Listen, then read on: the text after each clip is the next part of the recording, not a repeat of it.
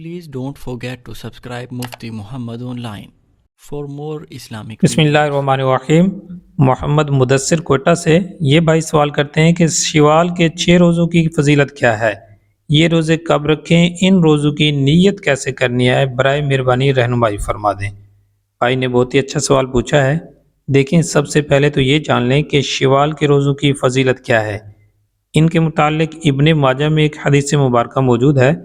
نبی پاک صلی اللہ علیہ وآلہ وسلم نے ارشاد فرمایا، جس شخص نے رمضان کے روزے رکھے پھر اس کے پیچھے شوال کے 6 روزے رکھے تو وہ شخص سال بھر کے روزے رکھنے والا ہے۔ اسی طرح ایک اور روایت میں موجود ہے، حضور کریم صلی اللہ علیہ وآلہ وسلم نے فرمایا، جس نے عید الفطر کے 6 روزے رکھے تو وہ پورے سال کے روزوں کے برابر ہے، اور جس نے ایک نیکی کی اس کے لیے 10 گنا اجر ہے۔ یعنی جس بندے نے رمضان کے روزے رکھے اس کے بعد شوال کے 6 روزے رکھ لیے تو ایسے شخص کو پورے سال کے روزے رکھنے کا ثواب عطا کیا جاتا ہے، یعنی 1 پر 10 گنا اجر ہے۔ اب جس خوش نصیب نے رمضان کے پورے روزے رکھے، چاہے رمضان 29 کا مہینہ ہو چاہے 30 کا ہو، اس کو ثواب 30 روزوں کا ہی ملے گا۔ اسی طرح اب یہ شوال کے جو 6 روزے رکھ لیے اس نے، اب 6 کو 10 گنا لگے گا تو یہ 60 بن جائیں گے، لہٰذا سال کے بھی عموماً 360 دن ہوتے ہیں۔ اب جس نے رمضان کے روزے رکھے اس کے بعد پھر شوال کے 6 روزے رکھ لیے تو ایسے شخص کو پورے سال کے روزے رکھنے کا ثواب ملے گا۔ اب سوال یہ ہے کہ یہ روزے عید کے دوسرے دن ہی رکھنا ضروری ہے، یعنی کہ ایک دن عید ہو دوسرے دن سے ان روزوں کو رکھنا شروع کر دیں۔ اگر دوسرے دن سے شروع نہ کر سکیں تو آپ پھر نہیں رکھ سکتے۔ کیا حکم ہے؟ کیونکہ بعض لوگوں کا یہ تصور ہوتا ہے کہ عید کے دوسرے دن ہی شوال کے روزے رکھنا شروع کر دیتے ہیں، چاہے اگر عید کے دوسرے دن سے یہ روزے شروع نہیں کریں گے تو پھر یہ روزے نہیں رکھ سکتے۔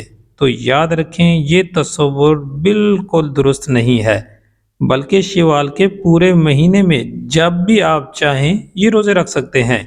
چوتھے دن رکھنا چاہیں، 5ویں دن، 10ویں دن، جب بھی آپ کو موقع ملے اس موقع سے فائدہ اٹھا سکتے ہیں۔ ان روزوں کے لیے یہ ضروری نہیں ہے کہ عید کے دوسرے دن ہی آپ ہر حال میں شروع کر دیں۔ اگر دوسرے دن سے شروع نہیں کر سکتے تو پھر آپ یہ روزے نہیں رکھ سکتے، تو یہ ایک بہت بڑی غلط فہمی ہے۔ بلکہ جب چاہیں شوال کے پورے مہینے میں یہ 6 روزے آپ رکھ سکتے ہیں، اور پھر یہ لگاتار رکھنا یہ بھی ضروری نہیں ہے، یعنی اگر ایک روزہ 10 شوال کو رکھا پھر آپ نے لگاتار آگے رکھنے ہیں تو یہ ایسی شرط نہیں ہے۔ آپ جب چاہیں درمیان میں گیپ بھی رکھ سکتے ہیں، یعنی کہ ایک روزہ رکھا پھر دوسرا روزہ 2-3 دن بعد رکھ سکتے ہیں، تو یہ 6 روزے پورے مہینے میں مکمل کرنے ہیں۔ اب ان روزوں کی نیت کیسے کریں؟ یاد رکھیں، یہ فرض روزہ نہیں ہے بلکہ نفل روزہ ہے، تو اس میں نفل روزہ کی ہی نیت کرنی ہے۔ یعنی آپ نے رات کو نیت کر لی کہ میں کل روزہ رکھوں گا، بس اتنا کافی ہے۔ اور پھر نیت جو ہے یہ اصل دل کا پختہ ارادہ ہے، زبان سے نیت کے الفاظ ادا کرنا یہ ضروری اور لازمی نہیں ہے۔ ہاں، اگر آپ سحری کے ٹائم اٹھے اور سحری کر لی تو یہ بھی نیت ہے۔